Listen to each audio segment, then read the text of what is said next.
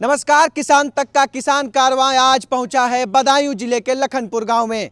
उत्तर प्रदेश के 75 जिलों के इस कवरेज में बदायूं जिला तीसरा जिला है, जहां किसानों ने बढ़ चढ़कर हिस्सा लिया। वहीं उन्होंने कृषि वैज्ञानिकों से खेती से जुड़ी हुई जानकारियों को भी हासिल किया।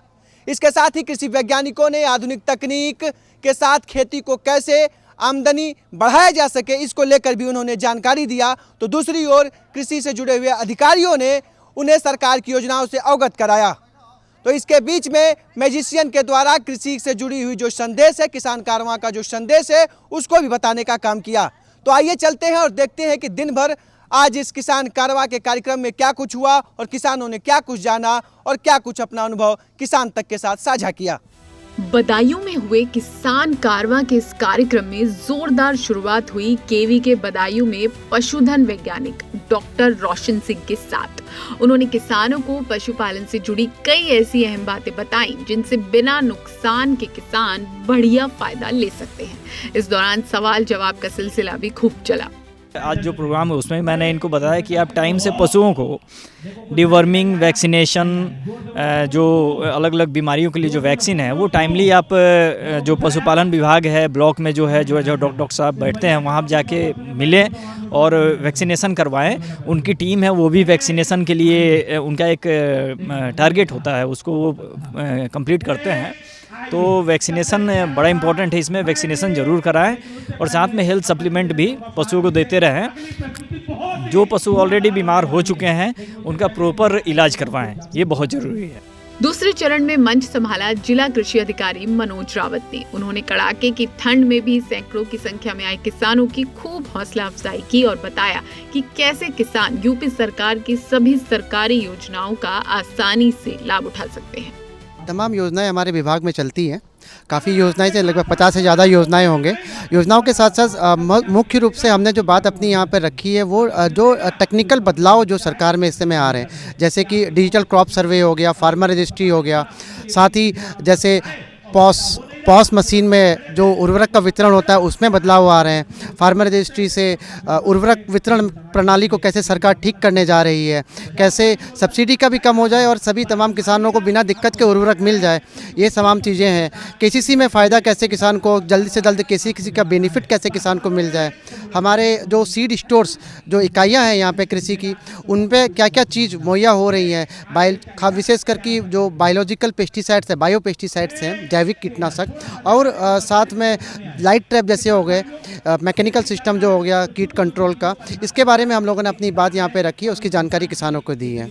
तीसरे चरण में पशुपालन विभाग से बदायूं जिले के उप मुख्य पशु चिकित्सा अधिकारी डॉक्टर अब्दुल रहीम ने किसानों और पशुपालकों की ढेरों समस्याओं का समाधान किया। कोई भी हमारा पशुपालक भाई जो देसी गाय पालता है, यदि उसकी गाय 10 लीटर से 8 लीटर से ज्यादा दूध देती है और 12,000 से यदि ऊपर देती है तो उसको 15,000 का इनाम। नंदिनी कृषक समृद्धि योजना, मिनी नंदिनी कृषक समृद्धि योजना, स्वदेशी गौ संवर्धन योजना, इन तीनों स्कीम में चयन हो चुका है।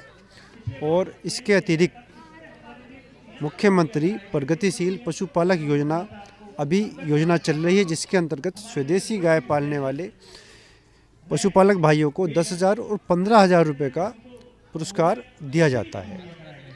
इसके अतिरिक्त वर्तमान में विगत 4 वर्षों से राष्ट्रीय गोकुल मिशन योजना चल रही है, जिसके अंतर्गत हमारा कोई भी पशुपालक भाई घर बैठे गाय अथवा भैंस का कृत्रिम गर्भाधान फ़ोन के माध्यम से निःशुल्क करा सकता है।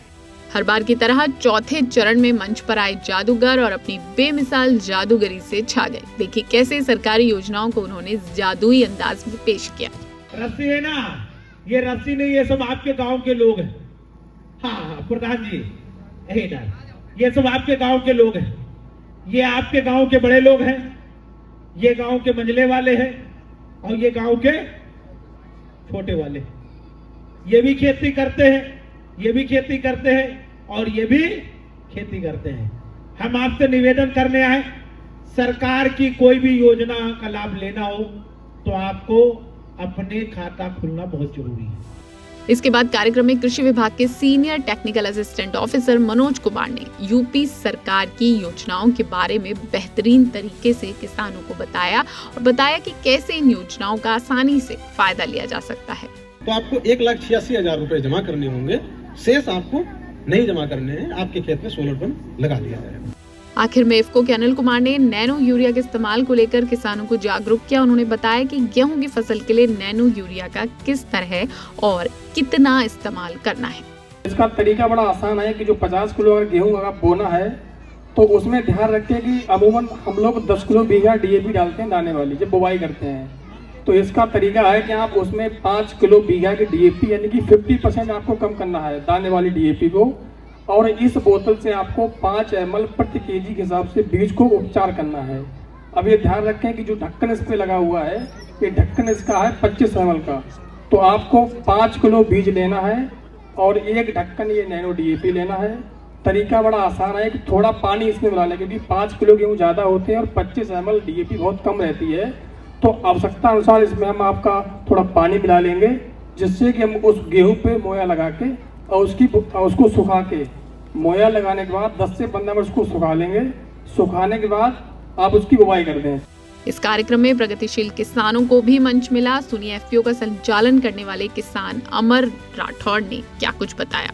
किसान कार्बा एक इंडिया टुडे का सरकार की बहुत साझा मुहिम, बहुत अच्छी मुहिम है जो किसानों तक हमारी वर्तमान में जो योजनाएं चल रही हैं वो सरकार की, वो किसानों तक पहुंचाई जा रही हैं और किसानों की समस्याएं सरकार तक पहुंचाने का एक बहुत ही अच्छा माध्यम है किसान कार्बा। किसान तक का किसान कार्बा, क्योंकि खाना है तो उगाना है। अगर ये वीडियो आपको पसंद आया है तो इसे लाइक ज़रूर करें। अगर चैनल अभी तक सब्सक्राइब नहीं किया है तो कर लें और नोटिफिकेशन पाने के लिए बेल आइकन भी दबा दें।